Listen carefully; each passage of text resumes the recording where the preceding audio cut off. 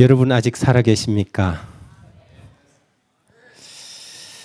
2023년 서중한 전도 장막회를 위해서 아직은 살아계십니까? 라는 제목을 준비해서 지금 3일째 진행하고 있습니다. 오늘 이 오프라인과 온라인으로 동시에 네 번째 이야기를 진행해 볼까 합니다. 우리는 첫날 아직 살아 있습니까? 둘째 날 당신의 신앙은 관계입니까? 거래입니까? 그리고 어제 너희는 나를 누구라 하느냐.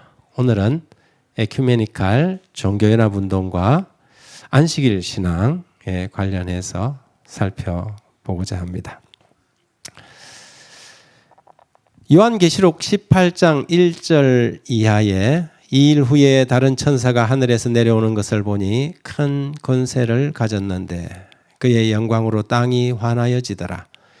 힘찬 음성으로 외쳐 이르되 무너졌도다 무너졌도다 큰 성 바벨론이여, 귀신의 처소와 각종 더러운 영이 모이는 곳과 각종 더럽고 가증한 새들이 모이는 곳이 되었도다.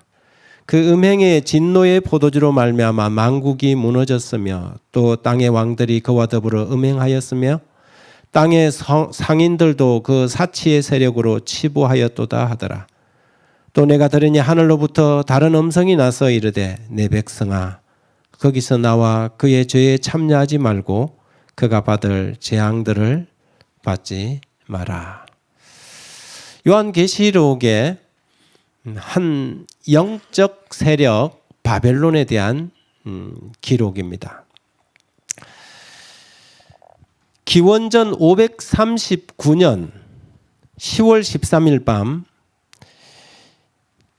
당시 난공불락의 도성으로 불리던 바벨론 성이 졸지에 무너져 내렸습니다.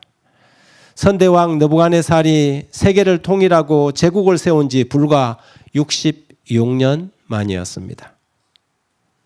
느부갓네살이 누구입니까? 두라 평지에 거대한 신상을 세우고 수많은 문무백관들을 다 불러 모으고 그 금신상에게 절을 하도록 명령하여 충성맹세를 받았던 제국의 왕이었습니다. 그는 나 왕이 말하여 이르되 이 큰 바벨론은 내가 능력과 권세로 건설하여 나의 도성으로 삼고 이것으로 내 위엄의 영광을 나타낸 것이 아니냐고 소리쳤던 사람입니다. 하지만 그가 죽은 지 불과 23년 만에 거대한 제국 바벨론이 무너졌습니다. 다니엘이 그의 꿈을 해석해 주었던 그대로 왕이여, 왕은 여러 왕들 중에 왕이시라. 하늘의 하나님이 나라와 건세와 능력과 영광을 왕에게 주셨고 사람들과 들짐승과 공중의 새들 어느 곳에 있는 것을 막론하고 그것들을 왕의 손에 넘기사 다 다스리게 하셨으니 왕은 곧 그 금머리라. 왕 뒤이어 왕보다 못한 다른 나라가 일어날 것이요. 다니엘이 꿈을 해석한 그대로 이 난공불락의 도성 바벨론 성이 무너졌습니다. 이 느부갓네살이 바벨론을 다스린 때만 하더라도 페르시아는 동쪽 페르시아만에 붙어있는 작고 불품 없는 나라에 불과했습니다.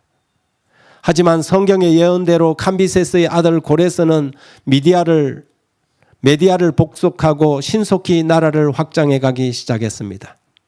벨사살의 아버지인 나보니드스와의 이 세력 경쟁에서 성기를 잡자 고레스는 그의 군대를 말머리를 바벨론 도성을 향해서 내달았습니다. 나보니드스의 아들인 바벨론의 마지막 왕 벨사살은 문을 걸어잠근 채 이 페르시아 군대의 공성전을 대비했습니다. 여러 번 시도했지만 바벨론 성은 무너질 것 같지 않았습니다. 역사가들의 기록에 의하여 보면 바벨론 도성은 이 세 줄기의 물이 지나가면서 두 줄기는 성을 감싸고 있었습니다. 자연스럽게 해자를 이루어서 적군들이 그 성을 공격하는데 굉장히 어렵게 만들어놨죠. 그리고 한 줄기는 성을 통과하고 있어서 이 공성전에 문을 걸어 잠그더라도 성 안에는 풍부한 식량과 물들을 공급할 수 있었습니다. 그래서 이 양식만 충분하면 그 당시에 문을 걸어 잠그고도 20년은 살 수 있을 정도로 든든한 요새의 바벨론 도성이었습니다. 성벽의 두께는 무려 30m로 성벽 꼭대기에 마차 2대가 지나갈 수 있도록 만들어진 거대한 도성 바벨론이었습니다. 그래서일까요? 이 도성을 믿고 그날 마지막 밤에 벨사살은 바벨론의 귀인 1,000명을 불러 모으고 술 파티를 벌이고 있었습니다. 벨사살 왕이 그의 귀족 1,000명을 위하여 큰 잔치를 베풀고 그 1,000명 앞에서 술을 마시니라. 벨사살이 술을 마실 때에 명하여 그의 부친 느부갓네살이 예루살렘 성전에서 탈취하여 온 금, 은 그릇을 가져오라고 명하였으니 이는 왕과 귀족들과 왕후들과 후궁들이 다 그것으로 마시려 함이었더라. 그만하게도 그는 하나님께 드리는 이 예배에 사용됐던 기명들을 가져와서 거기에다가 술을 부어서 마셨습니다. 그리고 그의 처첩들을 거느린 채 잔치를 배설한 것입니다. 그러나 그날 그 술 파티가 바벨론의 마지막 밤이 되고 말았습니다. 메데 페르시아를 이끌던 고레스 대왕은 바벨론 성을 지나는 이 유프라데스의 강줄기를 막아버리고 자연스럽게 생긴 이 도성을 통과하는 이 수로를 따라서 군대들이 들어가 그날 밤에 술 파티를 벌이는 이 바벨론 도성의 문을 열어버렸습니다. 그날 밤에 갈대아 왕 벨사살이 죽임을 당하였고 메대 사람 다리오가 나라를 얻었는데 그때의 다리오는 62세였더라. 고레스는 나이가 많은 자신의 장인 메대의 다리오를 초대 제왕으로 세우고 자신은 뒤에서 섭정을 하였습니다. 신바벨론 제국의 몰락은 계시록에 나와 있는 영적 바벨론 제국의 몰락의 상징으로 계시록에서 사용하고 있습니다. 다니엘에 나오는 이 바벨론의 이미지가 신약 성경의 요한계시록에 다시 차용된 것이지요. 구약시대의 거대한 제국 바벨론은 하나님의 백성들을 유린하고 포로로 사로잡아갔습니다. 마찬가지로 마지막 시대의 이 영적 바벨론이 하나님의 진리의 교회를 핍박하고 박해하고 억압하게 될 것입니다.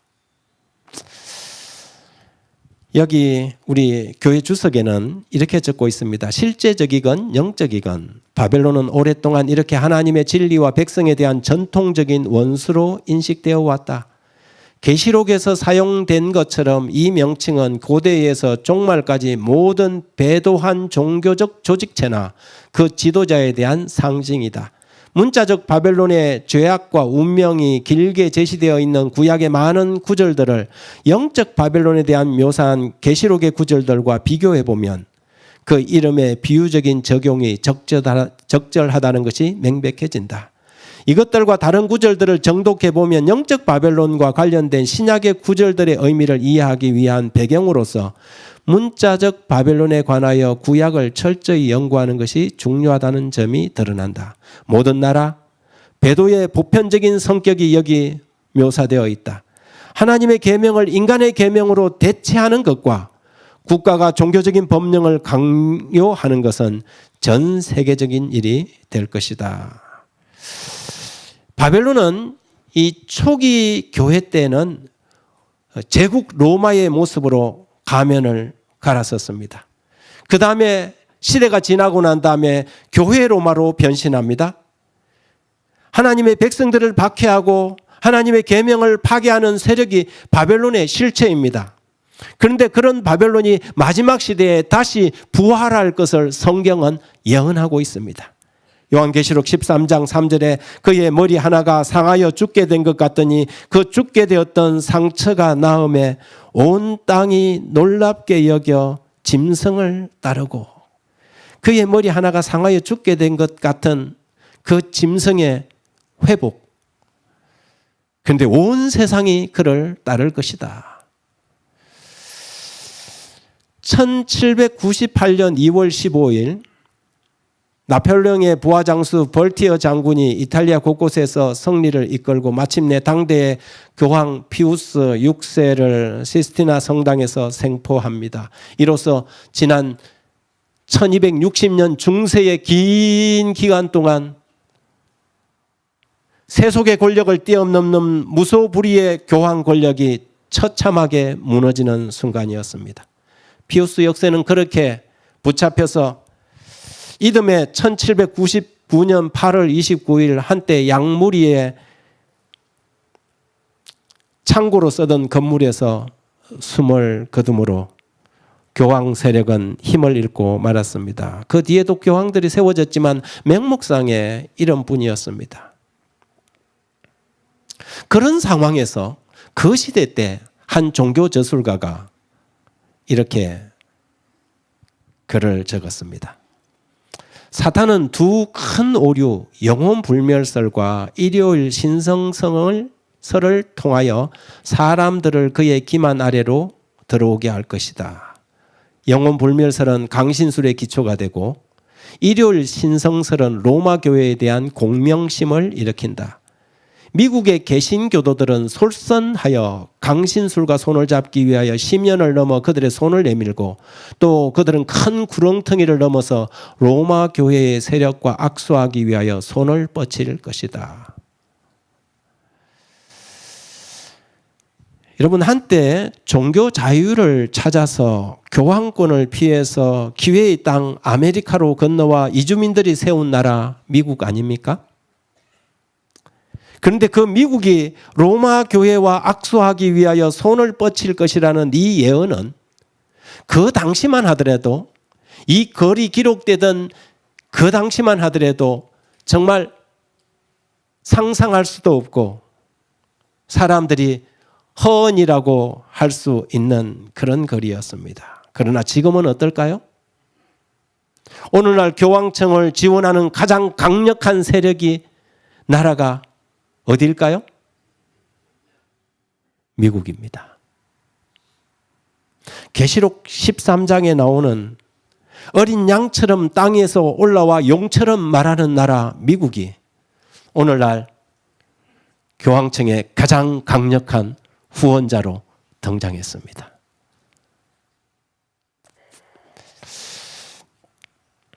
놀라운 것은 이 가톨릭이 개신교와 가까워지기 위해서 다가간 것이 아니라 개신교가 가톨릭에게 다가갔다는 것입니다. 가톨릭은 한 번도 자신들이 이 사도들의 후예로서 가톨릭만이 하나님이 인정하시는 유일한 공교회라는 가르침을 한 번도 양보해 보지도 않았고 그것을 내려놓을 마음이 전혀 없습니다. 그럼에도 불구하고 모든 종교가 달려가서 가톨릭과 손을 잡기 위해서, 악수를 하기 위해서 손을 내밀고 있습니다. 교황청은 1929년 이탈리아의 독재자 무솔리니와 라테나노 조약을 맺고 거의 죽게 되었던 상처가 회복되기 시작했습니다. 그 조약의 결과로 오늘날 바티칸 시국이 생겨났지요.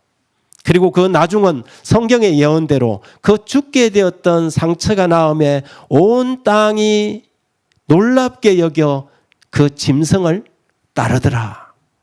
그 예언이 오늘날 성취되었습니까? 여러분, 보는 이 기사는 이탈리아의 신문들이 아니라 우리나라의 신문님들입니다. 우리나라 일간지들이에요. 그런데 내용을 보면 86세 프란치스코 교황 심한 감기로 일정 취소. 여러분, 교황의 일거수일투족이 전 세계 사람들이 주목하고 관심을 가지고 있습니다. 교황이 감기 걸린 것까지. 여러분, 바이든 대통령이 감기 걸렸다거나 시진핑 주석이 감기 걸려갖고 기사에 나온 적이 있습니까?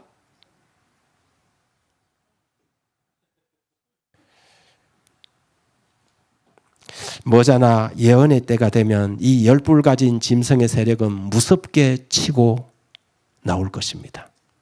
그 조짐이 오늘날 서서히 이루어져 가고 있습니다.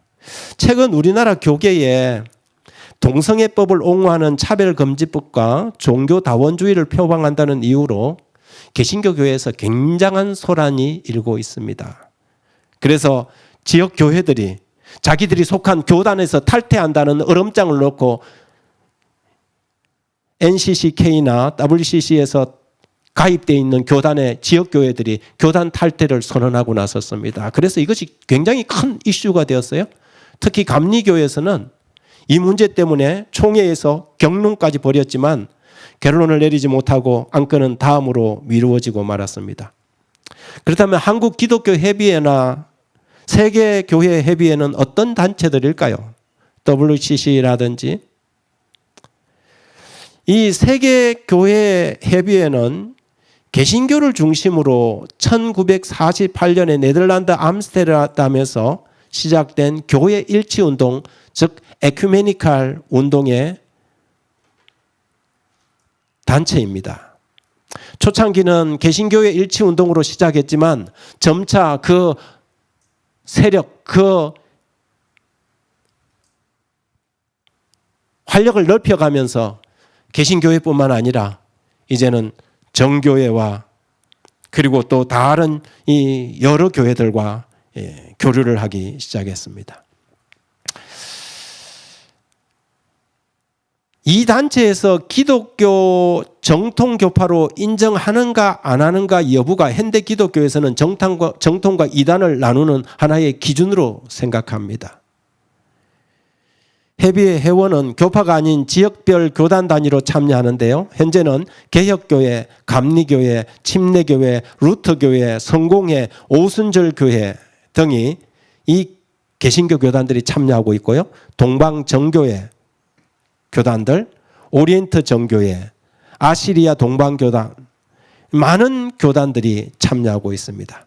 그리고 여기에 로마 가톨릭과 제7일 안식일 예수 재림교회는 정식 회원은 아니지만 참관자로 참여하고 있습니다. 1989년 샌안토니오 선언에서 이들은 이미 타 종교에도 구원의 길이 있다고 문을 열기 시작했습니다. 그리고 한 걸음 더 나아가서 바르 선언에서는 샌안토니오 선언에서 한 걸음 더 나아가 지구상의 모든 종교는 하나님의 한 사역에 불과하고 문화, 역사, 지역, 언어에 대한 다른 표현일 뿐 불교도 이슬람도 다른 어떤 지역 종교도 다 결국에는 하나님의 섭리의 결과다 이렇게 해석을 합니다. 다시 말해서 예수 그리스도를 통하여 얻는 구원을 포기한 것입니다. 첫 번째 계명부터 부정되고 마는 이러한 움직임이 지금 진행되고 있습니다. 그래서 그냥 단순하게 교회 일치 운동을 넘어서 이제는 종교 다원주의로 방향을 틀었지요. 그런데 여기에 자세히 보십시오. WCC 참관인 자격으로 참여하는 두 교단이 있습니다. 하나는 로마 가톨릭이고 하나는 제7일 안식일 예수 재림 교단입니다. 로마 교회의 신학자들과 WCC 사이에서는 아주 깊은 연관성을 가지고 있습니다. 아주 깊숙이 관련해 있으면서도 로마 가톨릭은 한 발을 뒤로 빼고 있는 것입니다. 언제든지 기회가 주어지고 때가 오면 그 짐승을 이 단체를 올라탈 준비를 하고 있는 것이지요. 제7일 안식일 예수 재림교회는 왜 가서 여기서 참관인으로 쳐다보고 있을까요? 가끔 어떤 사람들이 우리 교회도 WCC에 가입했다 이렇게 주장하는 사람들이 있는데 그렇지는 않습니다. 우리 재림교회는 마지막 시대의 사건들을 주시하기 위하여 거기에 참관인 자국으로 주시하고 있는 것입니다. 정보를 얻고 신학적 사상의 조류를 파악하며 다른 교단들에게 우리가 가지고 있는 신앙의 이유를 설명하기 위하여 그들에게 교제를 하고 있습니다. 하지만 우리는 WCC의 이 긍정적인 면보다 부정적인 그 속에 담겨 있는 맹독성을 너무나도 잘 알고 있습니다. 그래서 우리는 그들을 찬성하지 않습니다. 그리고 WCC는 점점 성경에서 멀어져 가고 있는 것입니다. 2011년 스위스 제네바에서 에큐메니칼 센터에서 열린 WCC와 로마 가톨릭의 공동선언에서 예수 그리스도의 수위성을 인정하면서도 종교 다원주의를 받아들이는 내용에 합의했습니다. 여러분, 이 WCC에 세계 종교의 90%가 여기에 가입해 있습니다.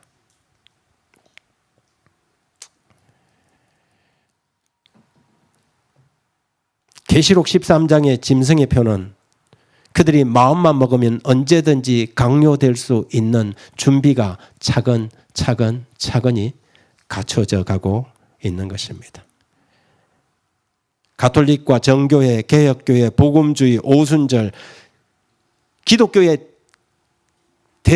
큰 주류 교단들은 여기에 다 들어가 있는 것입니다.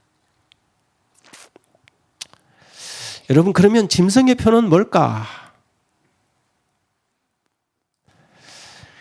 이 짐승의 표에 대해서 사람들은 꽤 관심을 가지고 연구해 왔습니다. 시대의 변환기마다 새로운 체제가 등장하면 영락없이 저게 혹시 짐승의 표가 아닐까? 사람들은 의심했습니다. 그래서 컴퓨터가 처음 나왔을 때 거대한 컴퓨터를 이름을 비스트라는 짐승이라는 이름을 붙여두고 컴퓨터의 언어를 바코드를 이게 짐승이다. 그래서 그것이 짐승의 표다. 그렇게 주장을 했습니다. 그러다가 크레딧 카드가 나왔습니다. 신용카드가 처음 나오자 사람들이 신용카드가 짐승의 표다 그랬어요. 그래서 짐승의 표 신용카드에 바코드가 다 찍혀 있지 않습니까?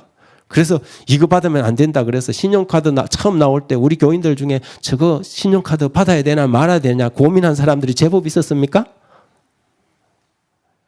그런데 그렇게 주장하던 사람들도 요즘에 보면 지갑에 신용카드 2-3장씩 다 가지고 다녀요. 그리고 또 좀 시간이 지나니까 사람들이 2000년째 들어와 갖고 짐승의 표가 베리칩이다 그랬어요. 그래서 아주 작은 이 마이크로칩 이게 짐승의 표인데 이 짐승의 표를 이 손목이나 이마에다가 이렇게 주사를 줘서 사람들이 이제 뭐 이렇게 현금 없이도 다니면서 그걸로 다 읽고 그래서 그거 받으면 짐승의 표 받는 거다 그랬습니다. 그러더니 조금 더 지나니까 이번에 코로나 시즌이 딱 들어오니까 코로나 백신에 이 베리칩을 넣어갖고 지금 전 세계 사람들을 이 짐승의 표를 받게 하는 이 음모론이 또 등장을 했었습니다. 여러분, 왜 이런 황당무계한 주장들이 계속해서 일어나는 것일까요? 그 이유는 근본적으로 성경이 말하는 그 짐승이 무엇이며 누구인지 몰라서 하는 이야기입니다. 짐승을 모르니 짐승의 표는 절대 알 수가 없는 것이지요. 계시록 13장에 나오는 그 짐승을 정확하게 이해하는 것이 짐승의 표를 아는 것의 중요한 조건입니다.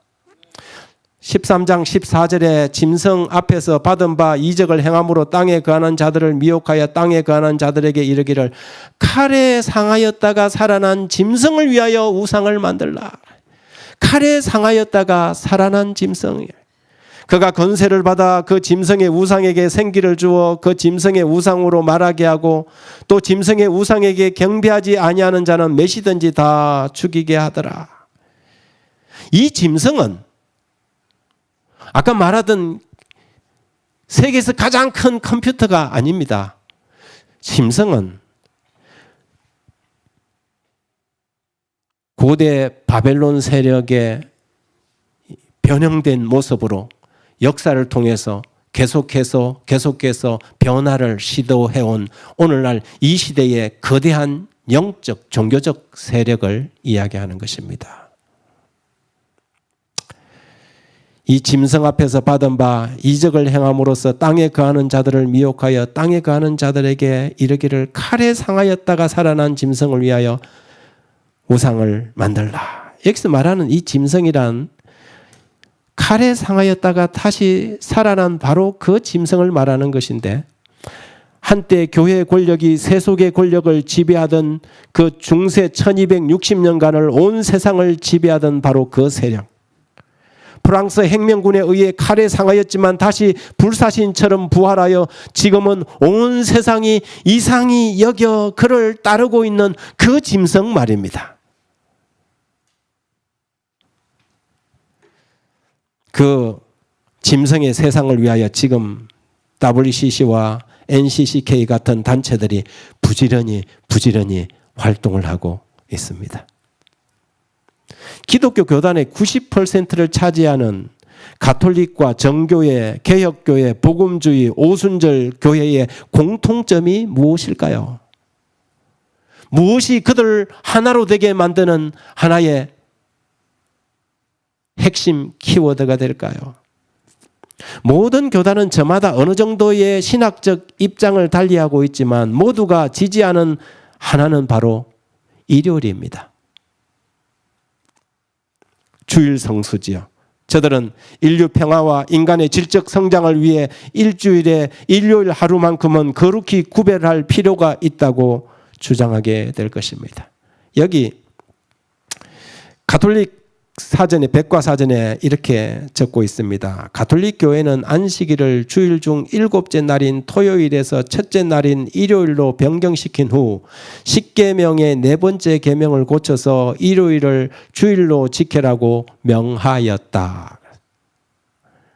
그들은 고백하기를 또 이렇게 솔직하게 인정합니다. 주의 날을 토요일에서 일요일로 변경하라는 말이 성경에는 전혀 없다. 우리는 이러한 변경이 교회의 전통에 의해서 지금까지 내려온 사실을 알고 있다. 바로 이것이 우리가 수많은 개신교인에게 느끼고 있는 비논리적인 점이다. 그들은 오직 성경에 기록되어 있는 것 외에는 어떤 것도 받아들이지 않는다고 주장하면서도 가톨릭 교회가 그렇게 하라고 말하였기 때문에 변경된 주의 날을 지키고 있다.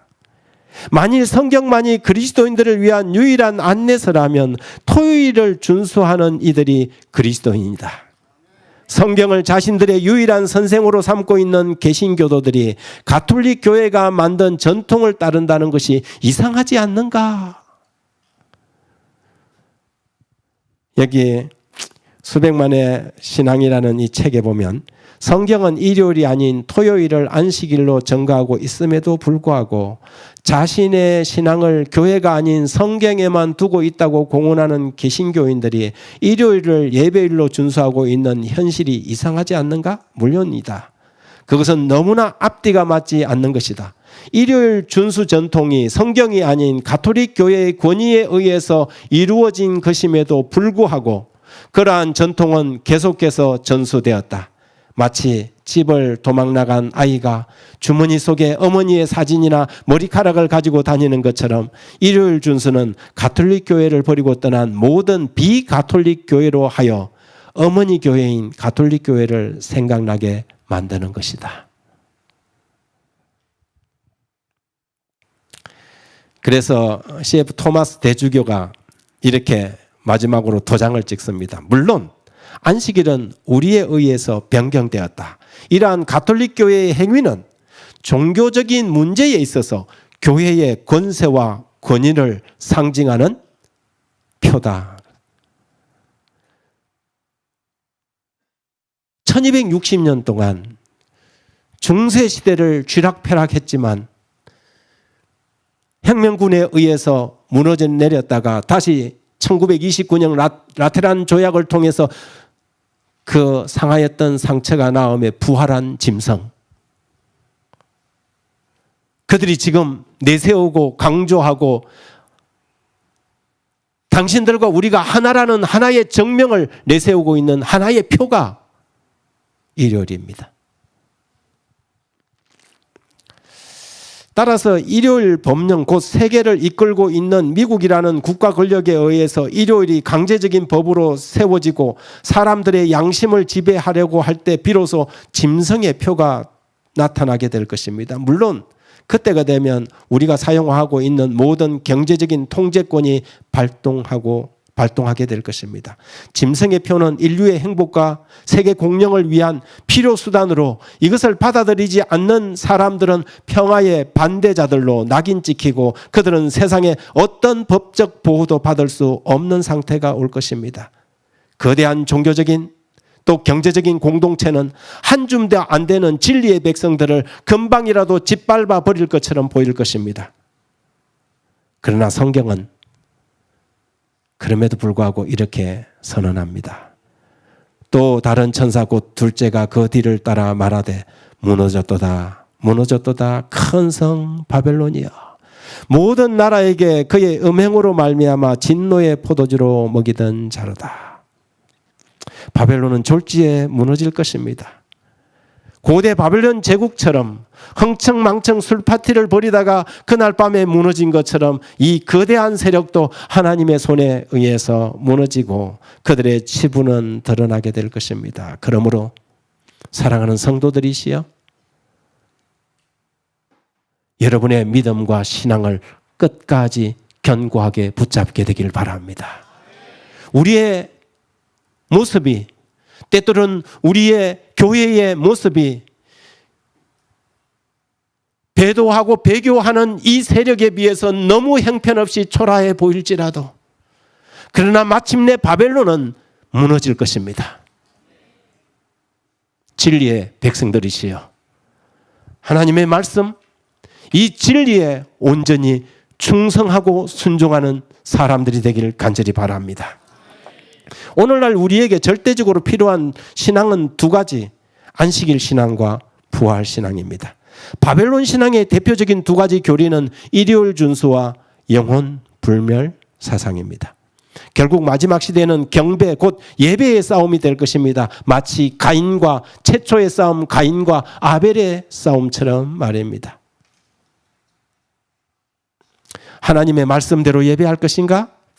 아니면 자기 마음대로 전통대로 예배할 것인가?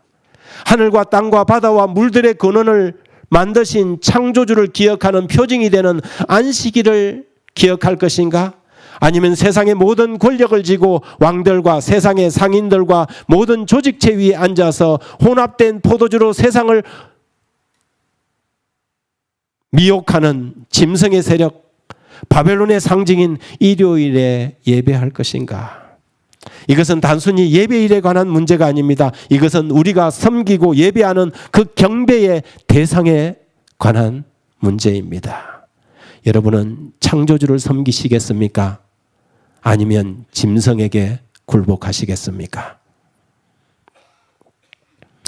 힘찬 음성으로 외쳐 이르되 무너졌도다 무너졌도다 큰 성 바벨론이여 귀신의 처소와 각종 더러운 영이 모이는 곳과 각종 더럽고 가증한 새들이 모이는 곳이 되었도다. 그 음행의 진노의 포도주로 말미암아 만국이 무너졌으며 또 땅의 왕들이 그와 더불어 음행하였으며 땅의 상인들도 그의 사치의 세력으로 치부하였도다 하더라. 또 내가 들으니 하늘로부터 다른 음성이 나서 이르되 내 백성아 거기서 나와 그의 죄에 참여하지 말고 그가 받을 죄악들을 받지 말라. 여러분들이 지금 어느 교단, 어느 교회에 속해 있든지 간에 오늘 이 말씀은 또 내가 들으니 하늘로부터 다른 음성이 나서 이르되 내 백성아 거기서 나와 그 죄에 참여하지 말고 그가 받을 죄악을 받지 말라는 이 마지막 호소에 주의하시기 바랍니다. 바벨론은 무너질 것입니다. 우리 주님의 재림이 점점 가까워오는 이때에 이 귀한 이 서중원 앞에의 이 온라인 전도 장막 집회를 통하여 오프라인에 계시든지 여러분이 온라인에 계시든지 하나님이 여러분을 진리로 초청하는 이 부르심에 주저하지 마시기 바랍니다. 전라북도 임실군 둔남면 오수리에 가면 이렇게 오수의겸비라는 이 비석이 상이 하나 딱 서 있습니다. 원래 이 오수리는 당시 남원군 거령현이라는 이름으로 있었습니다. 고려시대에 김계인이라는 사람이 개 한 마리를 애지중지하게 길렀는데 어느 날 외출할 때 그 개를 데리고 나갔습니다. 개인이 술을 많이 먹고 술에 취해서 길바닥 풀밭에서 쓰러져 자고 있었습니다. 그런데 하필이면 들불이 일어난 것이지요. 주인이 위기에 처했다는 것을 알게 된 이 개가 가까이 있는 개울에 가서 자기의 몸을 물에다가 이렇게 빠뜨려서 그 주변 풀밭을 이렇게 막 뒹굴면서 불이 주인에게 접근해 오지 못하도록 한 것입니다. 그렇게 불은 지나가고 개인이 잠에서 깨어서 보니 온 사방이 불이 탔는데 자기만 누운 그 자리만 불이 타지 않은 것입니다. 그리고 이 개 한 마리가 자기가 애지중지 키우던 그 개가 지쳐서 쓰러져 죽어 있는 것을 보게 되었습니다. 그는 고이 무덤을 만들고 노래를 지어서 이 개를 위로하고 그리고 무덤 위에 자신의 지팡이를 표지로 꼽았습니다. 그런데 그 나무가 그 지팡이가 살아서 꽃이 피고 싹이 나고 나무가 되었다는 것입니다. 큰 나무가 되었다는 것입니다.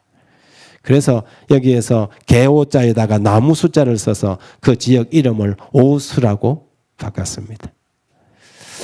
여러분, 주인을 위해서 충성을 다한 오수견, 우리는 과연 하나님의 진리의 말씀에 이렇게 충성할 수 있을까요? 오류와 원수들의 하마가 우리를 삼키기 위해서 달려올 때 도망가지 않고 이 진리를 위해서 우리의 목숨을 바칠 수 있을까요? 저는 오늘 이 오수견의 이 충성심과 같은 그런 마음이 진리를 향하여 불일 듯 우리의 마음 속에서 일어나게 되길 간절히 바랍니다. 여러분을 바벨론에서 진리의 터전으로 초대합니다. 감사합니다.